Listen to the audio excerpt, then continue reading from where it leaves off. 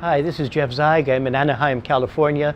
Again, site visit for the December 2017 Evolution of Psychotherapy Conference with another 5-minute tip for therapists. Let's think for a moment about starting a session. Now, if you're a physician and you're starting a consultation, there's things that you need to do. You need to do a history, you need to do a physical examination, you need to do tests, you need to compile these things, create a treatment plan. Now, psychotherapy has been medicalized, and we've been trained to think like physicians, that we need to conglomerate a bunch of data before we're ready to spring into action. What I would like to introduce is a Beethoven principle: jump into action. In the Fifth Symphony, Beethoven presents 2 notes, 4 tones, that turn out to be the 2 notes and 4 tones that are most popular in all of Western music, most renowned in all of Western music. Beethoven jumps into action. When Tolstoy wrote Anna Karenina, suddenly he jumped into action. When Herman Melville wrote Moby Dick, there's hundreds of pages before we get into the battle. When Tolstoy wrote Anna Karenina, suddenly we're involved in family life. Pages later, we learn that Count Vorosky is bald. We learn something about his physical characteristics. But the important thing that Tolstoy did, following the Beethoven principle, jump into action. We can jump into action when we're therapists because assessment can be a byproduct of intervention.